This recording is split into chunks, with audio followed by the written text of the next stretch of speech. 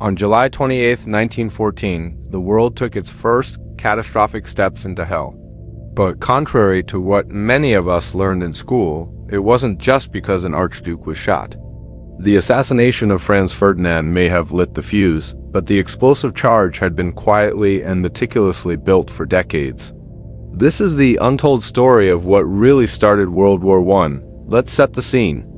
It's June 28, 1914.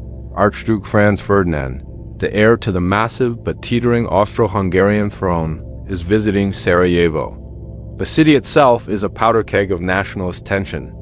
As his motorcade moves through the streets, a young Serbian nationalist named Gavrilo Princip steps from the crowd, raises a pistol, and pulls the trigger. The Archduke and his wife, Sophie, are killed.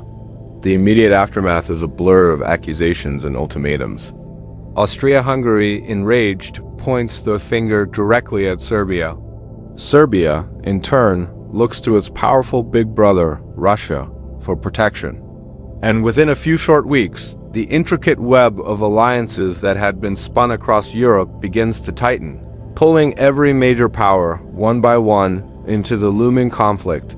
But if we stop the story there, we're missing the entire point. We're only seeing the final spark, not the mountain of fuel it ignited.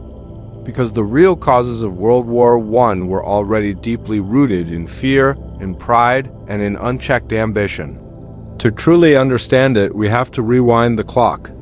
Europe in the early 1900s was a ticking time bomb, divided and bristling with suspicion. Two massive opposing alliance systems had carved the continent in half. On one side, you had the Triple Alliance: Germany, Austria-Hungary, and Italy. On the other, the Triple Entente: France, Russia, and Great Britain. Ostensibly, these alliances were meant to keep the peace through a balance of power. The idea was that no one would dare start a fight if they knew they'd have to face a coalition of enemies. But in reality, they created the opposite effect. They made a continent-wide war almost inevitable. They transformed every local dispute into a potential global crisis. If one nation fell into conflict, the treaties acted like a series of tripwires, dragging the rest in like dominoes. It wasn't a system for diplomacy. It was a loaded gun pointed at everyone's head. At the same time, a frantic arms race was consuming the continent's resources and fueling paranoia. Britain, the long-reigning king of the seas, watched nervously as Germany embarked on a massive naval buildup, determined to challenge British supremacy. On land, nations stockpiled staggering quantities of new, deadlier weapons. They trained massive conscript armies and celebrated militarism as a sign of national strength and virtue. By 1914, Europe had never been more ready or, in some circles, more eager for a war. Generals dreamed of battlefield glory and quick, decisive victories. Politicians made reckless promises to their people, boasting that the boys would be home by Christmas. No one, not in their wildest nightmares, could imagine the 4 years of industrialized slaughter that was actually coming. And burning beneath it all was the wildfire of nationalism. This wasn't just simple patriotism.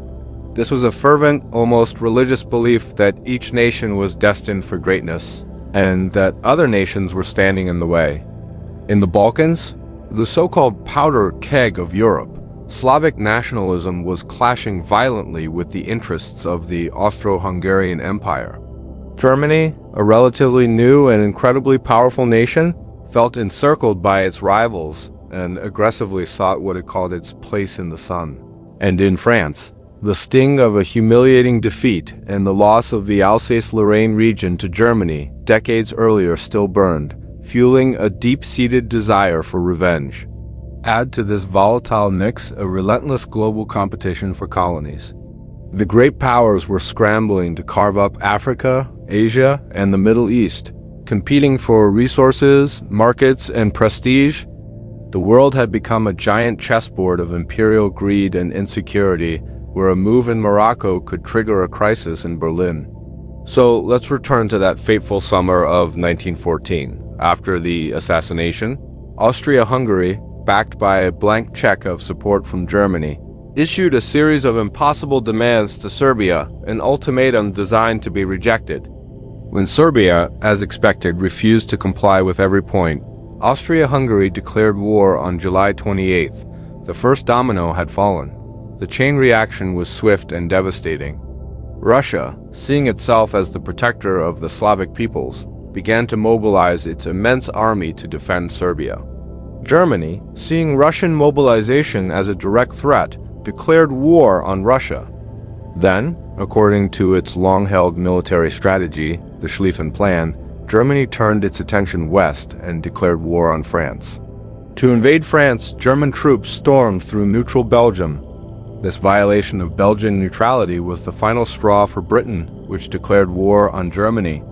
In just over a month, a regional crisis had exploded into a full-blown continental war. It wasn't a single event. It was a catastrophic chain reaction that had been decades in the making.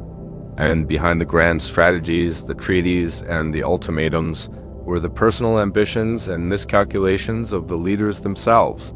Kaiser Wilhelm II of Germany was desperate to prove his nation's power and his own strength. In Russia, Tsar Nicholas II hoped a short, victorious war would rally his people and save his crumbling empire from revolution. The leaders of France saw an opportunity for long-awaited revenge. Britain felt it had to fight to protect its global empire and prevent a single power from dominating Europe. In truth, an entire generation of leaders played with fire, arrogantly believing they could control the flames. But once the match was lit, the inferno consumed them all. By the time the guns fell silent in 1918, over 16 million people were dead. Great empires, the Austro-Hungarian, the Ottoman, the Russian, had collapsed into dust. The map of Europe was redrawn. And tragically, the bitter and flawed peace that followed planted the seeds for an even greater, more terrible war just 2 decades later. So, what really started World War I? It wasn't just an assassination. It was a world addicted to power, blinded by pride, and paralyzed by paranoia. It was a perfect storm of alliances, militarism, imperialism, and nationalism that made the Great War not just possible, but probable. History offers us a powerful warning. It shows us how easily civilization can unravel, how quickly the world can descend into chaos, all starting with a single bullet in Sarajevo. If you found this deep dive into the hidden history of World War I fascinating, make sure to hit that subscribe button and ring the bell. We have many more stories to uncover about the past that shaped our world. Thanks for watching, and we'll see you in the next one.